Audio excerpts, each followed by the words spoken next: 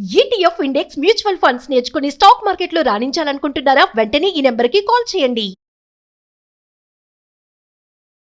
నమస్తే, welcome to Suman TV. నేను మీ సంజయ్. ఈరోజు మనతో పాటు ఉన్నారు సుప్రీంకోర్టు అడ్వకేట్ పోతిరెడ్డి కృష్ణకాంత్ గారు. సార్తో మాట్లాడి కొన్ని విషయాలు తెలుసుకుందాం. నమస్తే సార్. నమస్తే సార్, రీసెంట్గా భద్రాచలంలో ఒక ఇన్సిడెంట్ జరిగింది. 15 ఏళ్ల అమ్మాయి, 38 ఏళ్ల అబ్బాయి ప్రేమ విఫలించిందని చెప్పి సూసైడ్ చేసి చనిపోయారు. అసలు 15 ఏళ్ల అమ్మాయి ఎక్కడ, 30 ఏళ్ల అబ్బాయి ఎక్కడ, అసలు ఈ కేసు వివరాలు ఏంటి, అసలు ఈ కేసుకు గల పూర్తి వివరాల గురించి మాకు కొంచెం తెలియజేస్తారా? సంజయ్ గారు, ఇవాళ రోజు మనం చూసుకుంటే ఫస్ట్ అండ్ ఫార్మోస్ట్ థింగ్, ఈ కేసు ఏదైతే మీరు చెప్పారో, ఈ భద్రాచలం కొత్తగూడెం డిస్ట్రిక్ట్లో అయిన ఈ కేసు, ఇక్కడ 38 ఏళ్ల అబ్బాయి అండ్ 15 సంవత్సరాల ఒక మైనర్ బాలిక మధ్య ఒక లవ్ అఫేర్కి జరిగిన ఉదంతం ఇది. సో ఇది ఏంటంటే, ఇవాళ రోజు మన 2 తెలుగు రాష్ట్రాల్లో నేషన్ వైడ్గా ప్లస్ ముఖ్యంగా మన 2 తెలుగు రాష్ట్రాల్లో పిల్లల యొక్క వెల్ఫేర్ అండ్ పిల్లల యొక్క భద్రతలు ఏ పనంగా ఉన్నాయన్నదానికి ఈ ఇన్సిడెంట్ ఒక తార్కాణం. ఎందుకంటే ముఖ్యంగా మన ఈ 2 తెలుగు రాష్ట్రాల్లో ఈ పోక్సో కేసెస్, పోక్సో అంటే prevention of child sexual abuse act కింద వస్తుంది అది. సో ఈ సెక్షువల్ ఆఫెన్సెస్ యాక్ట్ కింద ఇది తీసుకురావడం జరిగింది. ముఖ్యంగా బాలికల్ని కానీ బాలుల్ని కానీ ఈ సెక్షువల్ ఆఫెన్సెస్ నుంచి కాపాడడం కోసం ఈ పోక్సో అనేది తీసుకొచ్చాం. కానీ ఇవాళ రోజు అది ఆశ్చర్యంగా ఏంటంటే, ఈ 2 తెలుగు రాష్ట్రాల్లో ఈ కేసెస్ చాలా ఎక్కువైనాయి. ఇవాళ రోజు ఇప్పుడు మీరు ఇప్పుడు చెప్పిన ఏదైతే ఈ కేసు ఉందో దానికి క్లియర్ తార్కాణం అనమాట.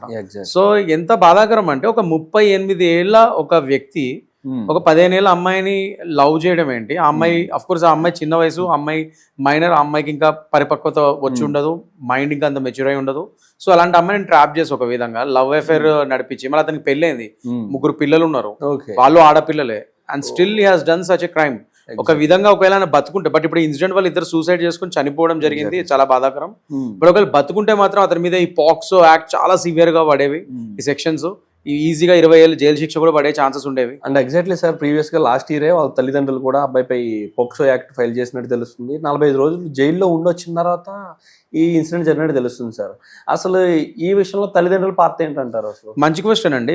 వాళ్ళ తల్లిదండ్రులుగా వాళ్ళు ఒక పోలీస్ కేసు వేశారు, పాక్సో యాక్ట్ సెక్షన్స్ యాడ్ చేశారు, అతను జైల్లో పెట్టించారు, ఓకే.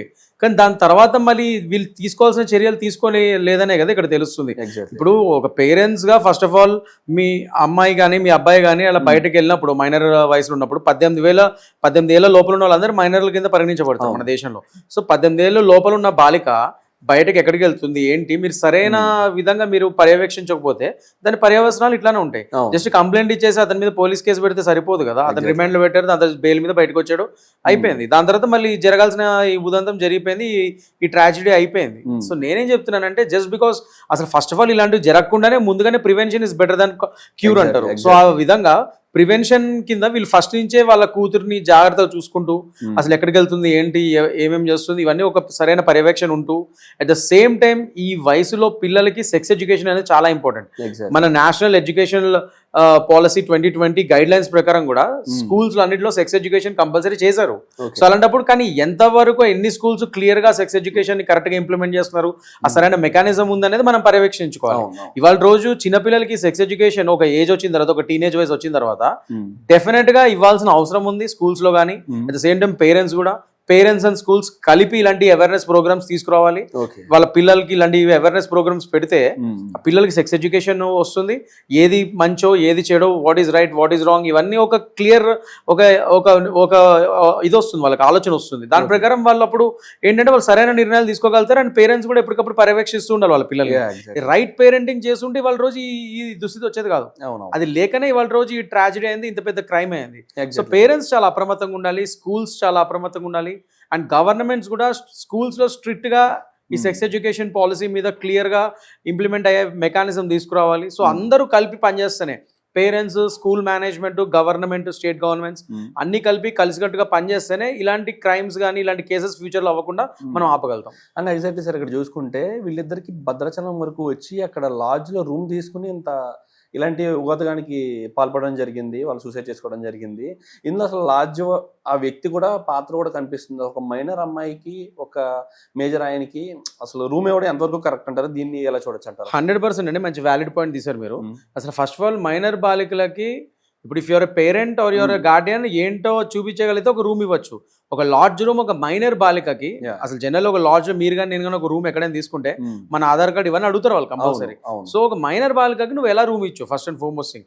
అతని పేరు మీద బుక్ చేసినా కూడా ఇద్దరు ఎవరెవరు దిగుతున్నారు అందరు ఆధార్ కార్డ్స్ అడిగే రోజులు ఇవి.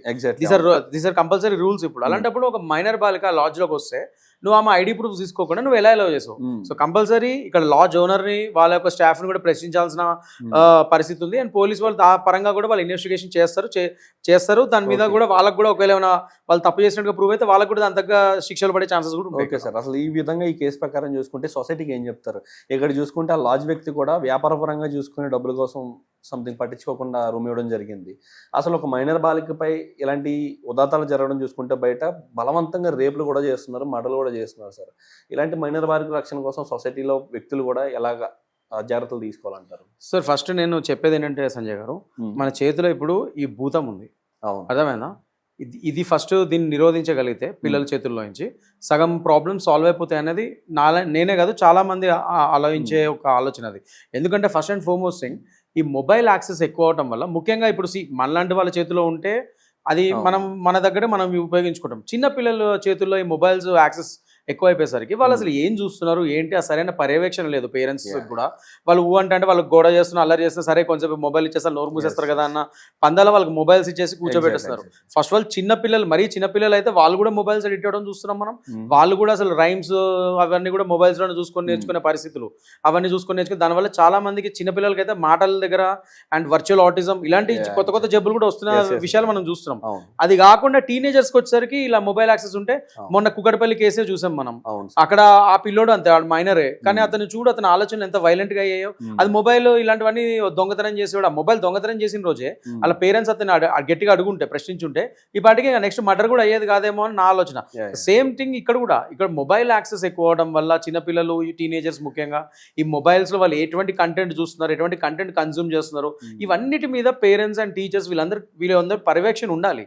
అది లేక ఒక చైల్డ్ లాకింగ్ సిస్టమ్ కూడా కరెక్ట్ గా లేక మొబైల్స్ లో అండ్ మీ మొబైల్స్ అవి పిల్లలకి ఎక్కువ ఇవ్వడం వల్ల టెక్నాలజీ ఎక్కువ యూజ్ చేయడం వల్ల technology is a two sharp edge sword. అది అంటే రెండు వైపులా పదును ఉంటుంది, రెండు వైపులా పదునున్న కత్తి అది. సో దాన్ని మంచిగా ఉపయోగించుకోవచ్చు చెడుకు ఉపయోగించుకోవచ్చు. కానీ ఇక్కడ పిల్లల విషయంలోకి వచ్చరికి అది ఎక్కువ చెడుకు ఉపయోగించుకునే దారకాణాలు ఎక్కువ కనబడుతున్నాయి. అలాంటప్పుడు పేరెంట్స్ చాలా అప్రమత్తంగా ఉండాలి. సొసైటీ పరంగా మనం కూడా అలాంటివి చూసినా కూడా వెంటనే పిల్లల్ని మంచి చెడు చెప్పే పరిస్థితులు ఉండాలి. ముఖ్యంగా టీచర్స్ స్కూల్స్ ఇవన్నీ కూడా ప్లే మేజర్ పార్ట్. స్కూల్స్ కూడా అలాంటి అవేర్నెస్ ప్రోగ్రామ్స్ తీసుకురావాలని చెప్పి నేను కూడా కోరుకుంటున్నాను. So government should compel and pass some strict orders and GOs regarding schools and their managements. అంటే ఏంటంటే sex education and mobile access ఇవన్నీ తగ్గడము, సెక్స్ ఎడ్యుకేషన్ క్లియర్గా మంచిగా ఒక ఇంప్లిమెంట్ చేయడము, ఇలాంటి కొత్త పాలసీలు తీసుకొస్తే ఇలాంటి కొద్ది తగ్గే ఛాన్సెస్ ఉంటాయి. And main at the end of the day పేరెంట్స్గా మీరు కరెక్ట్ పేరెంటింగ్ చేసి పిల్లలకి కావాల్సిన ఎమోషనల్ సపోర్ట్ అన్ని సపోర్ట్ మీరు ఇవ్వగలిగితే సరైన కౌన్సిలింగ్ ఇవ్వగలిగితే ఇప్పుడు ఇందులో కూడా జువెనైల్ జస్టిస్ యాక్ట్ వస్తుంది ఇక్కడ. సో ఇక్కడ చైల్డ్ వెల్ఫేర్ కమిటీస్ ఉంటాయి. సో ఆ చైల్డ్ వెల్ఫేర్ కమిటీస్కి వాళ్ళని మీరు హెల్ప్ తీసుకుంటే ఇలాంటివి ఏమన్నా వాళ్ళ పిల్లలు ఒకవేళ రాంగ్ రిలేషన్షిప్స్లోకి చిన్న వయసులో ఇప్పుడు చూడండి ఆమె మైనర్ అతనేమో 38 ఏళ్ళ మనిషి అతను ఇలాంటి వాటిలో లవ్ ట్రాప్లో పడితే అలాంటి వాటికి మీకు పిల్లలకి కౌన్సిలింగ్ ఇవ్వడం రిహాబిలిటేషన్ ఇవ్వడం ఇలాంటివి కూడా ఉన్నాయి. ఈ చైల్డ్ వెల్ఫేర్ కమిటీస్ అవే చేస్తాయి. సో అలాంటి వాటికి పంపించండి మీ పిల్లల్ని, పంపించి వాళ్ళకి కౌన్సిలింగ్ ఇప్పియండి. ఇవన్నీ చేస్తే ఇలాంటి ఫ్యూచర్లో జరగకుండా మనం ఆపగలుగుతాం. Absolutely sir. Thank you very much sir.